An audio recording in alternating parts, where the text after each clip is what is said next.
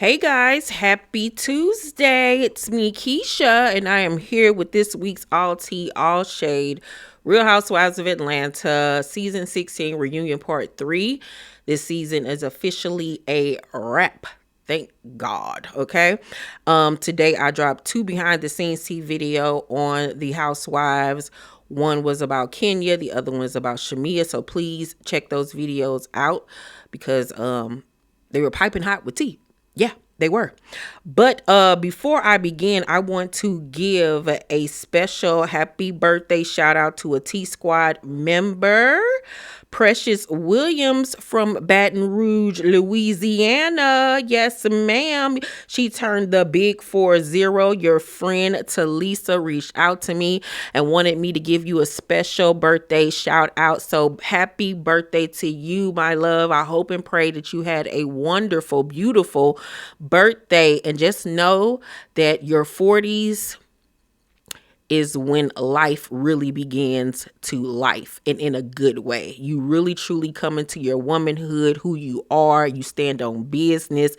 Life is just peaceful and easy breezy, beautiful. Cover girl, get ready for your 40s. They are amazing. Okay, I wouldn't trade my 40s for my 20s or 30s for anything in the world. You have a beautiful friend in Talisa. So happy birthday once again, sweetheart, and thank you so much for supporting my channel. All right, y'all. So let's get into this review.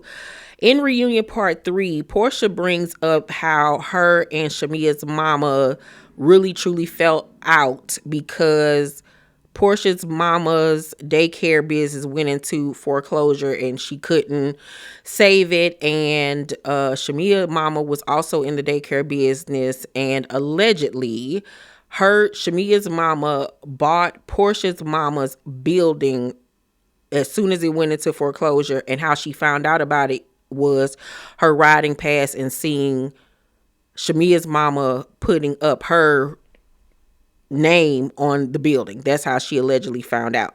Now, Shamia says that it didn't happen that way, that her mama and Porsha's mama had already fallen out. They hadn't talked in a while when that happened. Regardless if they hadn't talked or not, that is kind of messed up to do. You know what I'm saying? If me and one of my close friends had fallen out, I wouldn't then do that. I would at least reach out and tell them. But Shamia says that something else had already happened prior to that was really, really bad. Right? So we don't know what the dynamics of their relationship are. We just know that they're not friends anymore. Okay? So I can't really even take sides on who I believe, who I don't believe, because we weren't there, and they're not the issue anyway. Right? Their daughters are. So Shamia admits that she did talk to Angela and Drew about her feelings regarding her friendship with Porsha. But remember, all season long, she was denying this. She was lying and saying, I didn't talk to y'all about this. That's y'all feelings. Y'all went and told her y'all feelings. I didn't tell you anything about how I felt about Porsha. Now, she had denied this all season long. But at the reunion, she finally admitted that, yes, she did. And she was like, maybe I opened up to the wrong people. But my thing is, why would you lie about that? Just say, yeah, I did talk to them about my feelings regarding our friendship or the dynamics of it or whatever. So that really made me side-eye Shamia, because she had been playing the victim all season and denying a lot of stuff that didn't even need to be denied or lied about. Porsha says that she wasn't just mad with Shamia from the stuff that was said during the filming, but that in their private friend group outside of the show, their other close friends told her that Shamia said that she didn't want her on the show. It was the same stuff that she had told the ladies. So at that point, she saw validity in what the girls on the show were coming back and telling her, because their real life true girlfriends were also coming back to her and telling her the same thing. Once again, it seems like Shamia I don't know if she doesn't like confrontation. I don't know, but she needs to stop going and telling everybody else how she feels and go directly to the source. I don't know if she's scared of Porsha. I don't know if she's scared of her response. I don't know, but she needs to stop that. You got to be honest about the way you feel and talk to the person. But on the flip side of that, Andy says that Porsha did in fact several times advocate for Shamia to become a housewife. So he debunks that theory.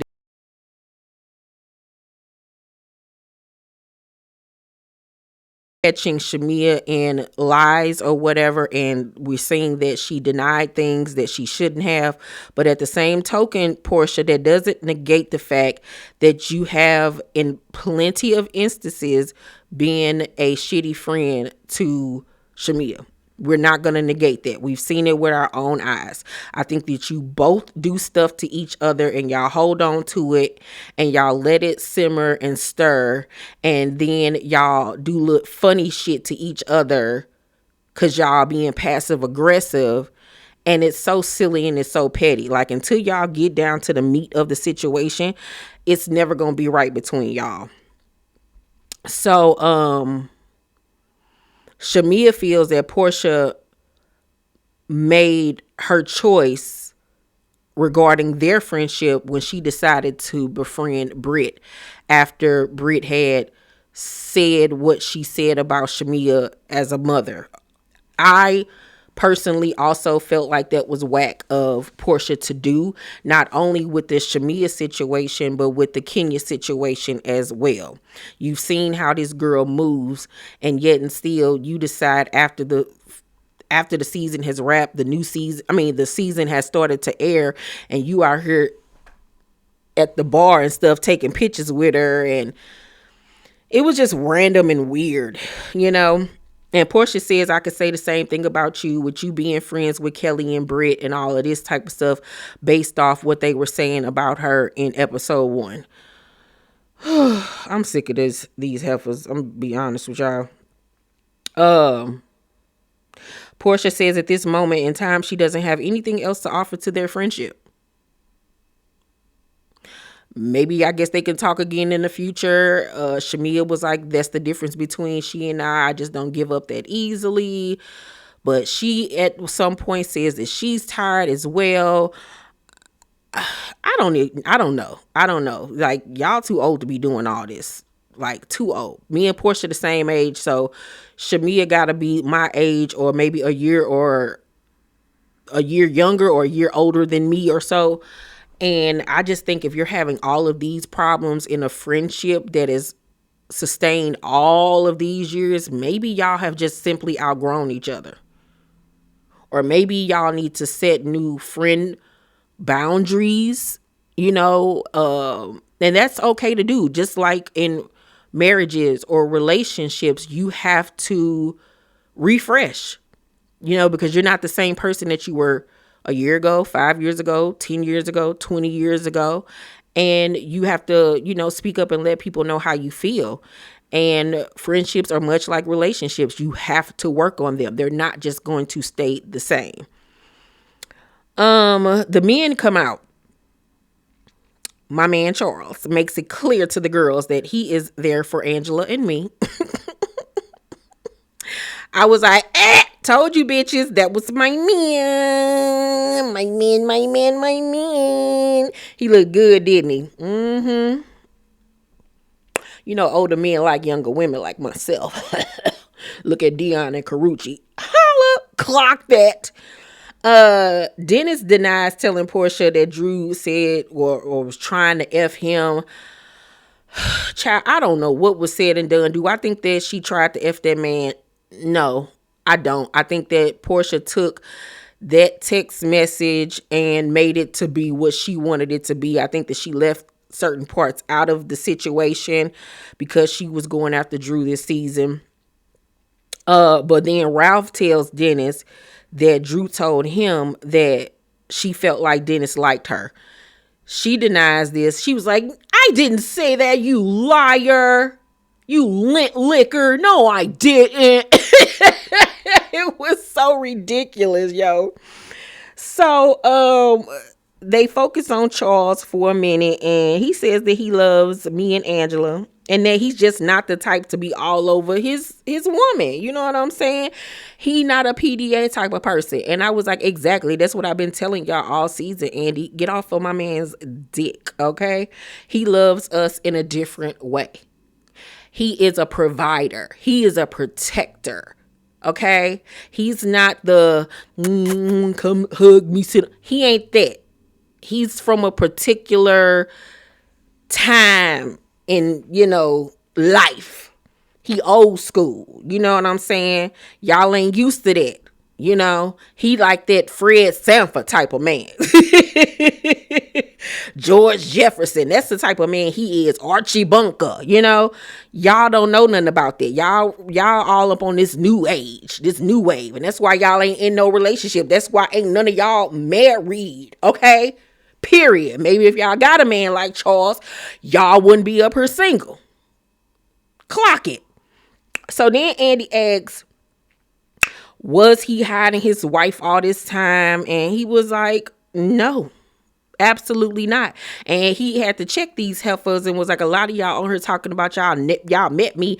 Y'all ain't met me before. Shamia was like, I met you before or whatever. I met you at such and such a wedding. He was like, no, you didn't meet me. I was there, but that don't mean we met each other. Now, granted, she showed a picture of her husband and Charles together taking a picture. Now, I don't know if she was the one taking the picture or not, but my nigga is old. He don't remember shit. He take ginseng every day for his memory. Okay. So he might have said hi to her. Who knows? But he makes it clear also to Phaedra that, yeah, you've been in rooms with me. And she tells on herself by saying, yeah, I've been in rooms with you with Sheree and, and he was like, exactly. But that don't mean you know me. You met me. We kicked it with each other. You just been in the same space and breathe the same air as me. Stop trying to clout chase. And he made Phaedra and that Game of Thrones crown on her head look real stupid. So Charles then asked them heifers where they husband at, because he the only one on her that's a husband. And it got real quiet. And I said, I told y'all to leave this man alone. I told y'all he do not play about me or his wife. And then he goes on to tell a story about how Wendy Williams was even trying to get on him and invite him over for a little glass of wine. But he stuck his foot in his mouth again when he said that he would have went over and had a glass of wine with her. And Angela was like, so you would have went and had a glass of wine with Wendy? You would have went on a date with Wendy? And he was like, I would have went and got a glass of wine. I like wine. She was like, Charles, once again, you would go and have a drink with Wendy. You would go on a date. And he just kept on saying, yeah, yeah. And I was like, Angela, you don't have to point everything out, because that then makes you look stupid. You should have just left it the fuck alone and let it be a slip up and say, that nigga old. Y'all can't listen to nothing he say. I just sat there at that point because I'm like, girl, oh, Jesus. But he did make her look quite foolish again in that instance, because y'all were very much married when this allegedly happened. I don't know, child. She just needs to learn how to let stuff go and stop trying to prove to the world that I don't play that. You know what I'm saying? Like, because obviously Charles got, I don't know, child. I just know about how his relationship is with me. And I know how to pick and choose. I pick and choose my battles. Okay. That's why me and him work very well with each other. Him and Angela need to work on their thing. I ain't got nothing to do with that. But that was pretty much it for reunion part 3. It honestly did not even need to be 3 parts. It could have been 1 part reunion that was like maybe an hour and 30 minutes, because all of this could have been wrapped up in 1 episode. It did not need to be 3 parts. There was not enough to even talk about for there to be 3 parts, to be honest with y'all. As far as the season overall, I'm going to give season 16 of The Real Housewives of Atlanta an overall B-. It wasn't a horrible season, and it obviously was not a great season. I think that the first, let's be honest, 6 episodes were the best. And I think that that played a lot in part that Kenya was there, because Kenya was anchoring that show. And then when she left, there was nobody to really keep the show on task. You know, Porsha, that isn't her ministry. That isn't her lane. Even though she's an OG, she just doesn't have the tools to anchor a show, right? But after that, it just became repetitive, arguing about the same stuff. The things that I did like about this season was the fact that the new girls made the old girls step up regarding fashion, throwing events, the lifestyle being brought back, because for many years the Atlanta girls got away from throwing big events, showing up head to toe, you know, looking great. They were getting real lazy, showing up in jogging suits, showing up with their hair not done. Nobody was throwing events. It was just getting real ghetto over there. You know what I'm saying? So I do like that the wealthy richness was brought back to the show, even though a lot of these girls was really living outside of their means. Shout out to them for faking it, baby. But I think that Angela was the breakout star this season. I think that Kelly started off really strong, and then she fell into the Shamia role, whereas she was basically following in behind Britt and then Shamia. I think that she needs to learn how to step out and really make her presence known. Drew, I'm sick of the you and Ralph stuff. Like, can we please focus on something else for next season? I'm over it. I don't want to talk about it anymore. I don't want to hear it anymore. I'm done. I'm so done. Okay. The rumor mill is spreading that K. Michelle is supposed to be joining the cast next season. Check out my video that I did today on Kenya, where she discussed that. You can hear my thoughts on that over there on that video. But yeah, I think that we're steering towards the right path, but we still ain't all the way there. It's still a lot more that needs to be done. And I think that once we can get the right pieces in place, this show can become the mega hit that it used to be.